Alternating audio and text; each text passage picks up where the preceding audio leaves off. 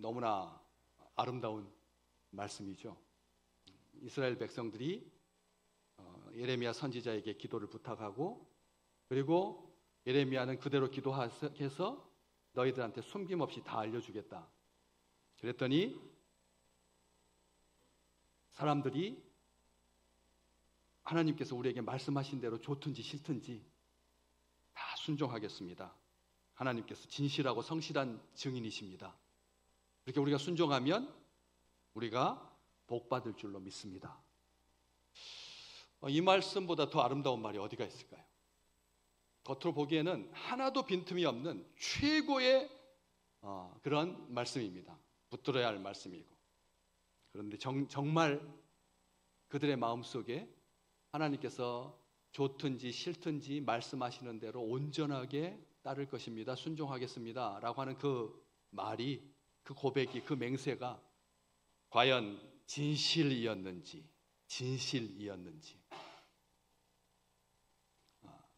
선지자 예레미야의 예언대로 남유다는 바벨론에게 멸망당합니다.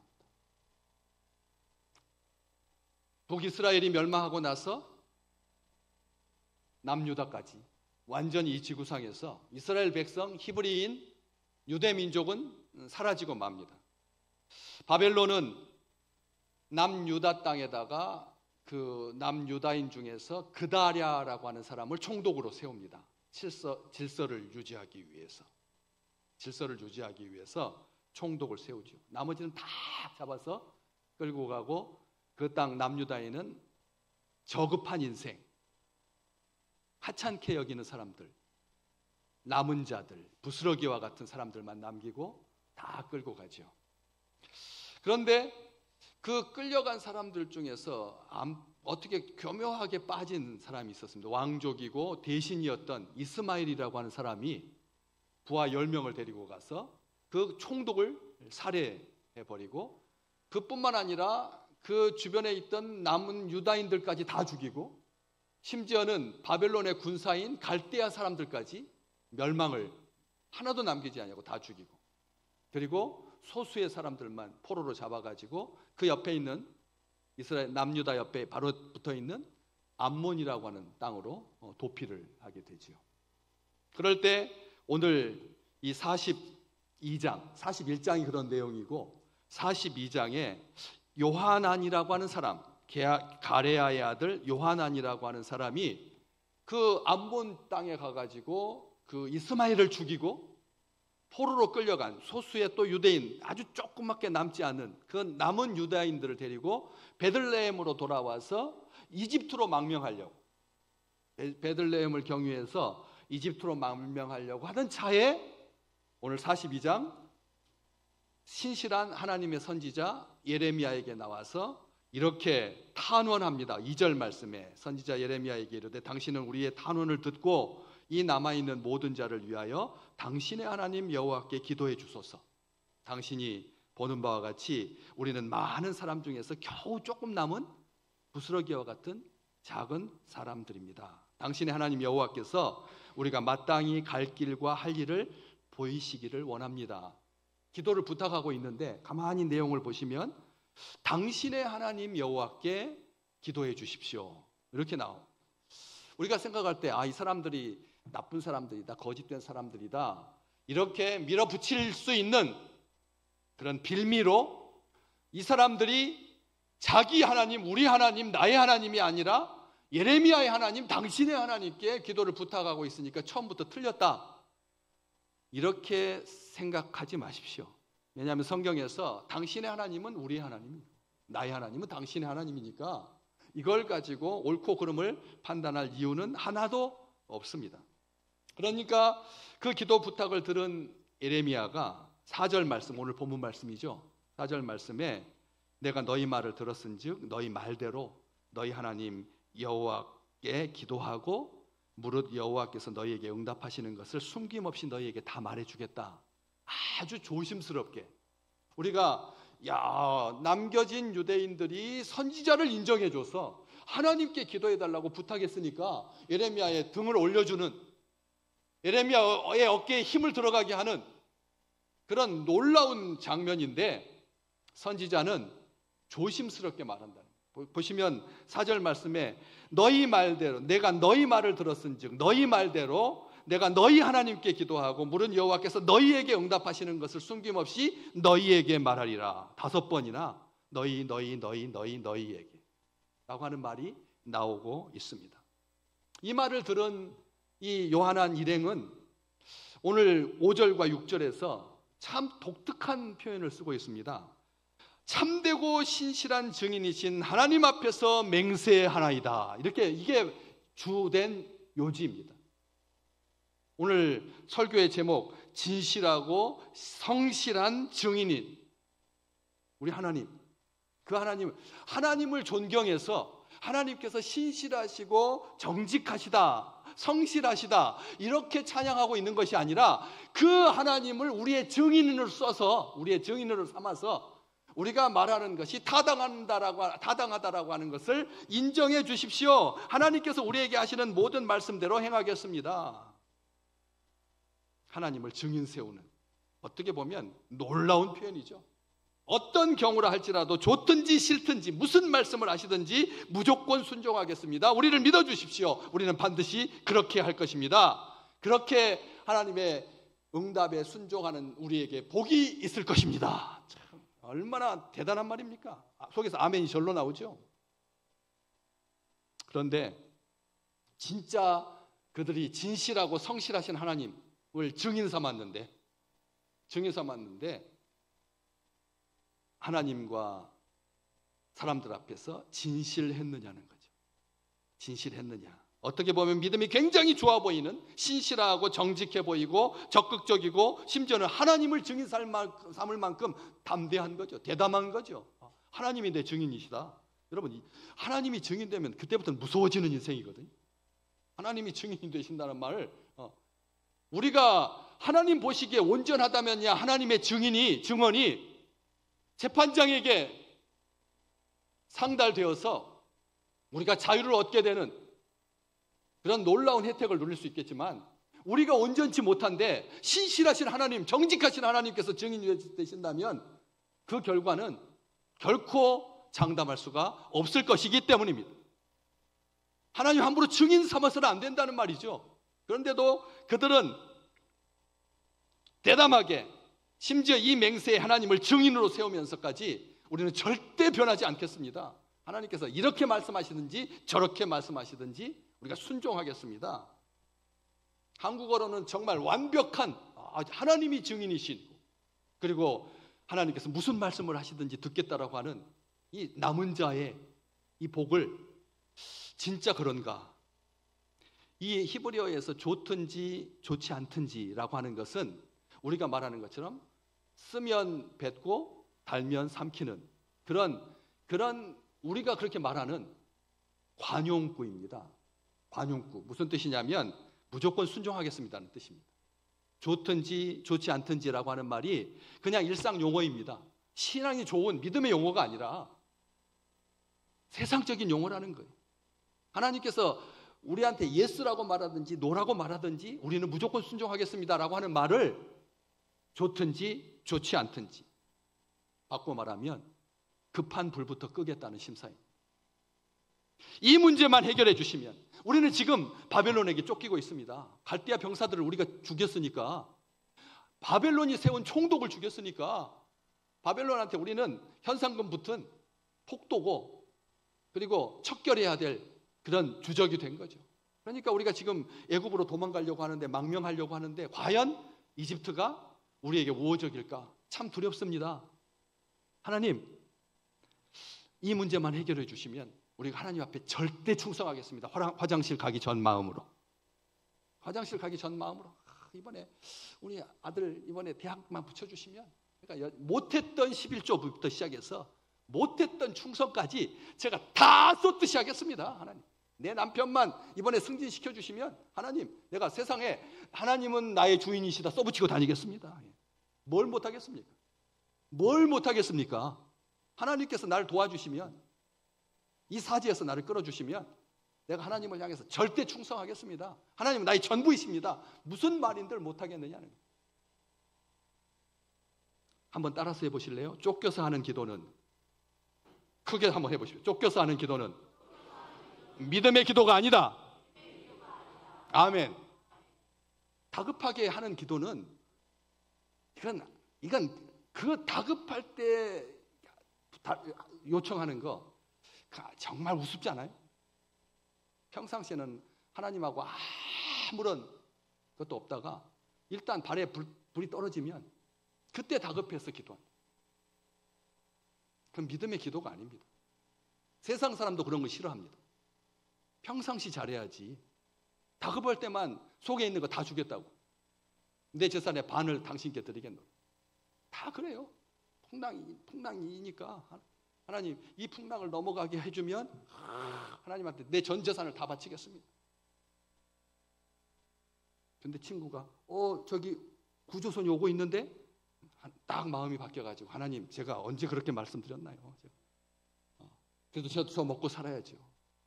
반은 제가 가지고 반은 하나님 드리겠습니다. 그때 갑자기 또 풍랑이 막 일어나기 시작해서 삼킬 듯이 닥치면 아이고 하나님 농담도 못합니까? 예. 그런 마음들이다라고 하는 것이죠. 하나님의 말씀을 듣고 순종할 것처럼 지킬 듯이 힘주어 강조하고 있는데 입술에 그치고 마는 립 서비스에 불과했다는 거예요. 그들은 이미 답이 정해져 있습니다. 이집트로 가겠다. 망명하겠다. 그들에게 하나님은 답정너에 불과했습니다. 답정너라는 말이 무슨 말인지 아시는 분 한번 손을 들어보실래요? 답정너. 어이구, 2부의 식구들은 아무도 모르시네요. 1부는 한 반은 아시던데. 무슨 뜻인지 아시죠? 다 알면서 손 안 드셨는데. 답정너, 답은 정해져 있으니 너는 그 대답만 하면 돼라는 뜻입니다. 요즘 아이들이 답정너, 답은 정해져 있어. 그러니까 너는 그 대답만 하면 돼. 내가 원하는 답만 하면 돼. 하나님을 답정너로 취급하는 거예요. 우리가 다 결심했으니까, 우리가 다 결정했으니까 하나님 앞에 기도나 해볼까? 하나님 앞에 한번 물어나 볼까? 답정너. 다음 주부터 여러분들은 답정너를 아시는 분이 되는 거예요. 그 이전까지는 몰랐었는데, 요즘 아이들이 무슨 용어를 사용하고 있는지 몰랐었는데 답정너가 바로 그런 말이다라고 하는 것이죠.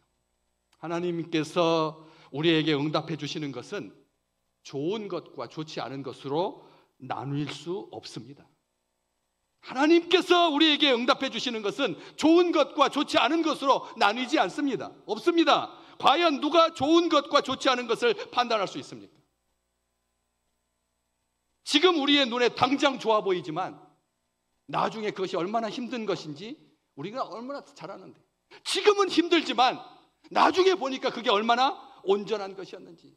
강연아가 엄마한테 그냥 쫓기듯이 그 스케이트를 탈 때 엄마가 죽이고 싶었대잖아요. 정말 미치도록 훈련을 시키니까 못 살겠더라는 거죠. 그래서 나는 다시는 내 딸한테 내 인생을 강요하지 않으리라. 지나고 보니 뭐라고 말합니까? 할 때는 죽을 것 같았는데 그 영광의 자리에 오르고 보니 그 안 좋았던 그 순간이 가장 보석과 같이 빛나는 것을 우리가 알잖아요. 마태복음 7장 11절, 하나님께서 응답하시는 것은 항상 좋습니다. 너희가 악한 자라도 좋은 것으로 자식에게 줄 줄 알거든 하물며 하늘에 계신 너희 아버지께서 구하는 자에게, 아멘. 하나님께서 우리에게 어떤 걸 주신다고요? 좋은 것으로 주신다고요. 좋은 것으로. 하나님께서 우리에게 주시는 것은 하나도 악한 것이 없다는 거예요. 좋지 않은 것이 없다라고 하는 거예요. 설령 우리가 하나님께 잘못 구할지라도 하나님께서 다른 더 좋은 것으로 주실 줄 믿습니다. 그걸 하셔야 돼요. 만약 우리가 원하는 대로 받았다면 우리는 떡 대신 돌을 받았을 것입니다. 생선 대신 뱀을 받았을 것입니다. 알 대신 전갈을 받았을 것입니다. 스스로 답을 정해놓고 하나님의 말씀을 듣지 마십시오. 스스로 답을 정해놓고 하나님께 기도하지 마십시오. 하나님을 만홀히 여기는 겁니다. 결정권자는 누구십니까? 하나님이십니다. 결정권자는 하나님이십니다. 내 기도와는 상관없는 전혀 다른 것을 받았다면 믿음으로 이렇게 고백해 보십시오. 하나님 감사합니다. 하나님 감사합니다. 하나님께서 내게 주신 것이 가장 좋은 것인 줄로 믿습니다. 내가 원하는 것이 아니라 하나님이 원하시는 것을 구하십시오. 그게 지혜죠. 하나님이 지금 나에게 원하시는 게 뭘까? 그 마음을 헤아려서 하나님께 구하라는 것, 이게 지혜로운 것, 그게 복이고 하나님께서 주시는 것이 나를 위한 것이고 가장 선한 것이고 좋은 것이다라고 하는 것이죠. 하나님께서 7절 말씀, 오늘 보면 바로 다음 절, 열흘 뒤에 예레미야를 통해서 응답해 주십니다. 열흘 뒤에 뭐라고 응답하십니까? 쭉 말씀 펴놓고 보시죠. 9절부터 쭉 보십시오. 하나님께서 뭐라고 말씀하십니까? 바벨론 왕을 두려워하지 마라. 내가 너희와 항상 함께 있겠다. 너를 구원하여 건져낼 것이다. 바벨론 왕이 너희를 고향으로 돌려보내게 내가 할 것이다. 그러니 애굽 땅으로 가겠다라고 제발 찡찡대지 마라. 애굽 땅으로 가겠다라고 고집 부리지 마라. 만일 너희가 애굽 땅에 들어가서 살기로 고집하면 15절 밑으로 칼과 기근과 전염병으로 죽고 남을 자가 하나도 없을 거다. 가증함과 놀램과 저주와 치욕거리가 될 것이라 너희가 다시는 이 땅을 보지 못하리라. 18절 말씀. 하나님께서 경고해 주셨어요. 북도 망하고 남도 망하고 이제는 이 지구상에서 유대인이라고 하는 것은 흔적도 없이 사라졌는데 이 황폐한 땅 잿더미 위에서 무슨 소망이 있겠느냐? 애굽으로 가자, 바벨론으로 가자 하지 말라는 거예요. 내가 너희와 함께 있겠다. 너희와 함께 있는 이 땅이 가장 안전한 땅이다. 하나님께서 말씀해 주셨습니다. 그런데 그들은 받아들이지 않습니다. 순종하지 않습니다. 유다 땅에 남아있으라는 하나님의 응답을 거역하여서 결국은 애굽으로 향합니다. 오히려 하나님의 말씀을 전해준 예레미야에게 다음 장 43장 2절과 3절에 보면 너는 거짓말하고 있다. 너는 거짓말하고 있다. 하나님은 너에게 그렇게 말하라고 하지 않았다. 정작 부탁할 때는, 다급할 때는 하나님께 우리를 대신해서 기도해달라고 말해놓고, 그래서 하나님께서 좋게 좋든지 좋지 않든지 응답하시면 우리가 그대로 행하겠습니다. 하나님이 증인이십니다. 신실하고 정직한 성실한 증인이십니다. 그렇게 말해놓고 정작 하나님의 응답을 받은 다음에는 예레미야, 네가 거짓말하고 있다. 하나님은 너에게 그렇게 말하지 않았다. 이럴 거면 그냥 가지. 뭐 하려고 기도를 하는 요청을? 그냥 하면 되잖아요. 그냥 자기가 생각하고 있는 대로 하면 될 걸 뭐 하려고 2중 3중으로 불편하게 만드느냐는. 다른 생각을 품으면 하나님의 응답이 마음에 닿지 않습니다. 아셔야 합니다. 자기 생각을 가지고 기도하면 하나님의 어떠한 말도 천사의 말일지라도 울리는 꽹과리가 되고 만다는. 하나님의 응답에 순종하겠다라고 하는 그들의 맹세는 거짓이 드러났습니다. 진실하고 성실한 하나님을 증인으로 세우면서 마음을 속인 것입니다. 이미 애굽으로 가겠다고 하는 생각을 확고하게 갖고 있으면서 하나님을 자기 편으로 만들기 위해 예레미야를 끌어들인 거죠. 하나님을 내 편으로 만들기 위해서 누구를 끌어들였다고요? 선지자를 끌어들였다. 보시면 아시잖아요. 아, 저분은 참 은혜가 넘치고 기도 잘할 것 같고 우리 목사님을 등에 업고 기도하면 하나님께서 내 편이 될 거다.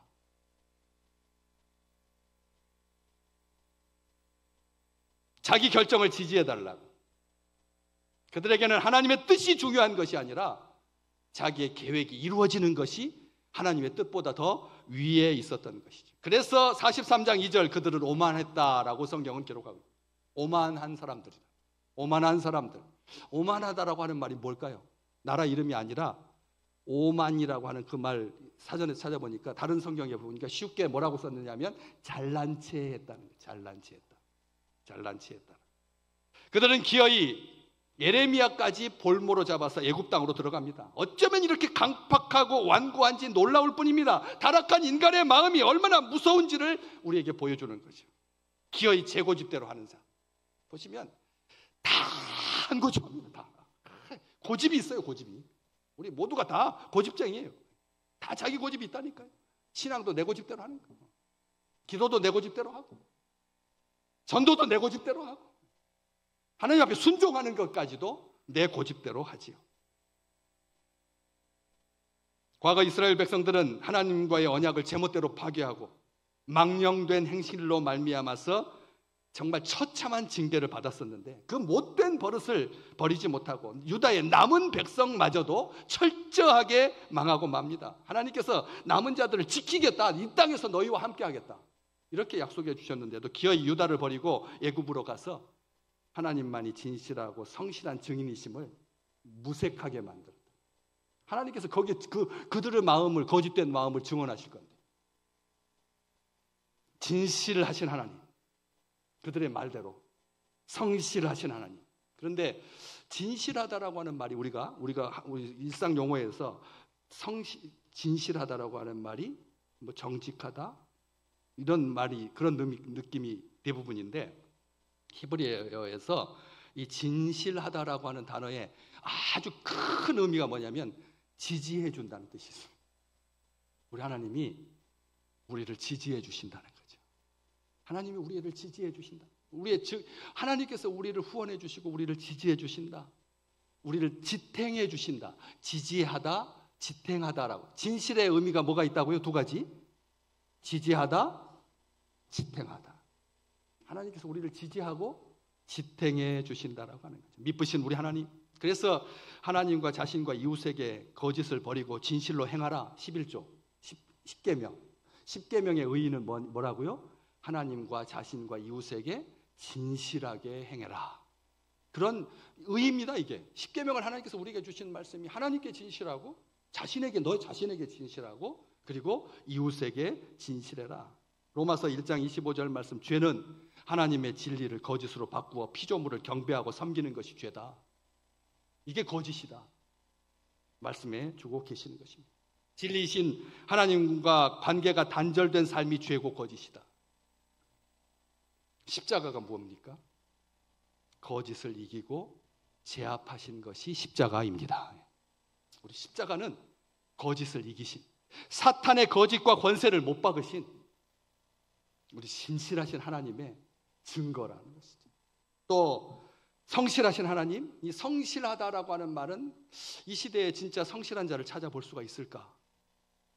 하나님에게만 해당되는, 하나님께서 은혜 베푸신 자에게만 나타나는 성품이 성실함이거든요. 여러분 어떠십니까? 성실하십니까? 그런데 이 성실하다라고 하는 말에 또 히브리어 쪽에서 무슨 뜻이 있느냐면 안전하다라고 하는 말이, 성실함 속에 안전하다. 우리 하나님께서 성실한 하나님이라고 하는 말은 하나님과 함께 있으면 어떻다? 안전하다. 하나님과 함께 있으면 안전하다는 거예요. 이집트로 가는 것이 안전한 것이 아니라 바벨론으로 굴종하면서 그렇게 무릎을 꿇고 들어가는 것이 안전을 보장받는 것이 아니라 하나님과 함께 있는 것이 안전하다라고 하는 것이죠. 우리 하나님 자신에게 하신 맹세에 변함없으시고 성실하신 하나님이십니다. 시편 132편 11절 말씀, 여호와께서 다윗에게 성실하게 맹세하셨으니 변하지 않으실 거다. 성실하다라고 하는 말은 변하지 않는다라고 하는 말로도 번역이 가능합니다. 성실하게 맹세하시고 변치 않으신다. 또 하나님께서 하시는 일은 언제나 진실하고 정의롭다. 시편 117편 7절에서 8절 말씀 우리 같이 한번 읽어볼까요?